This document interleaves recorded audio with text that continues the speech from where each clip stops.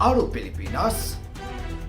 Kami ang inyong tagapagbulan para sa balita ngayon. Ako si Zevi Enriquez. Ako si Christian Nuas. Magandang araw. Narito ang isang mahalagang balita tungkol sa paghahanda bago ang lindol. Dahil ang Pilipinas ay matatagpuan sa Pacific Ring of Fire, madalas tayong makaranas ng lindol. Ayon sa Philippine Institute of Volcanology and Seismology o PHIVOLCS, mahalaga ang tamang paghahanda upang mapanatiling ligtas ang ating sarili at pamilya. At ating itututok live si Liam Marcaya ng Region 4A TV. Liam?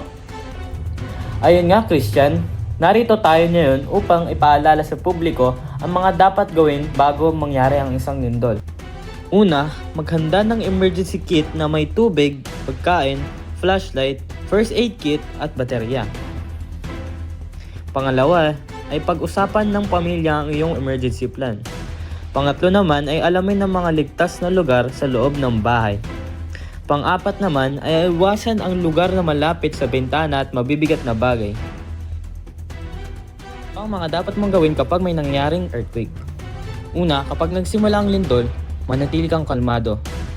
Sunod ay gawin ang drop, cover, and hold. Tumapa sa sahig at pumunta sa ilalim ng matibay na mesa. Humawak at protektahan ng ulo at lumayo sa bintana na maaaring mahulog na bagay. At kung nasa labas ka, pumunta ka sa open area. Ngayon, ano ang mga gagawin mo kapag natapos na ang earthquake? Kapag natapos ang lindol, maging maingat ka. Suriin kung may sugatan at tumulong kung kaya. Lumabas ng maayos kung may sira ang gusali. Iwasan ang mga nasirang istruktura.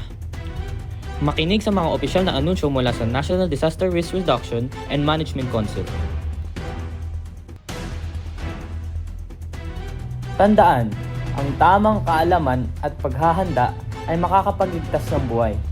Ito ang iyong balita para sa kaligtasan. Magandang araw at manatiling handa.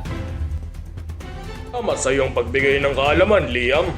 Ating itapos ang ating balita para ngayon. Ako si Christian Nuas. Ako si Zevi Enriquez. Isang mapagpalang araw sa inyong lahat.